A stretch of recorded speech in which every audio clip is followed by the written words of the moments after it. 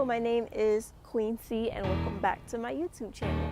Now, in case you guys have missed how I came to this progress right here, you can check out the link down in the description as to how I did the first part in this video. I did the line work and the base color, and basically in this video I will be finishing the project in which I add the shadows and the highlights and I play around with the layers. And as you can see, I ended up not liking the progress that I was making in the beginning, and you guys will see the change that I make, which is a normal part of the process. I started out, playing with the colors and playing with the layers, and I didn't like the outcome.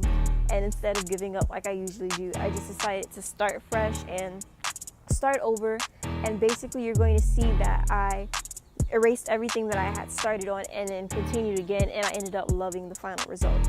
So basically when I shade or when I add any kind of darkening, I usually use the multiply setting on a layer.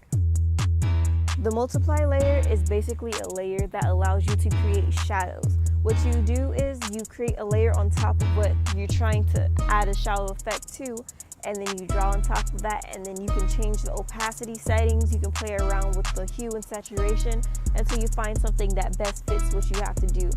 As you will see in this video, I play around with these two options very much. I do it very frequently. I draw, and then if I don't like it, I'll either erase it or I'll try and blur it out to see if it'll give me the effect that I want. And honestly, for me in this journey of art, I usually learn things by trial and error, and that's basically how I was able to complete this piece. I tried something, if I liked it, I kept it and continued it into other areas, and if I didn't like it, I would erase it and try and start over again. So what I use to blur or what I use to blend is actually either the blur tool, or I turned the brush that I was using into transparent. When you turn the transparency setting on to the brush that you're using, it acts almost like an eraser.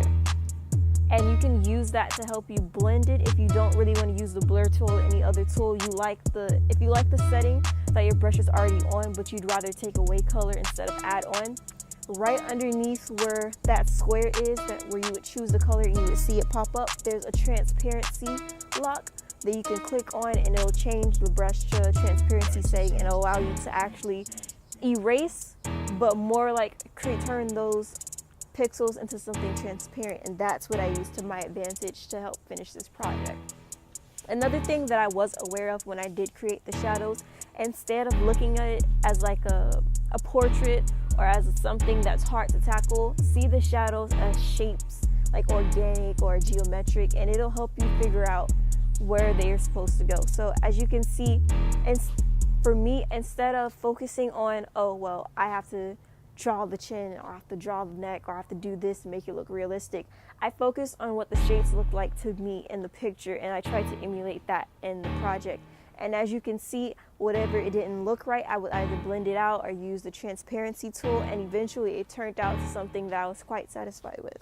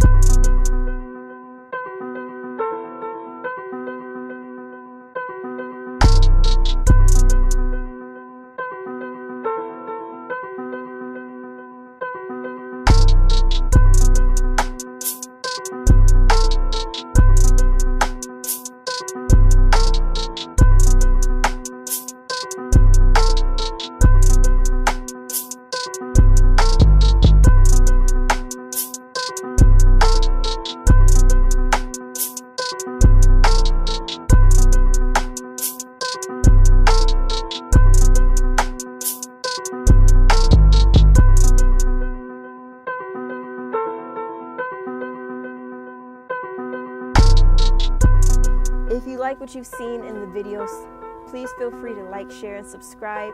I do like getting feedback. I do like hearing from you guys, and I do like trying new things. So that would mean the world to me if you guys could leave a comment down below. Like it if you did like it, and share it with people who you feel like might like it. Another thing, you guys can follow me on my social media handles. Most of them are Tessa Draws a Lot, because I do draw a lot. And if you guys would like to get faster updates on when I'm making projects or when I'm working on something, my social media handles are the best option to do it. If you guys would like to interact with me more, you guys can do it on here. You guys can add me on Instagram, Snapchat, Twitter, any of the social media links down below. And again, I thank you guys for coming to my channel. I hope you guys liked the video, and I wish you all a good day. Bye-bye.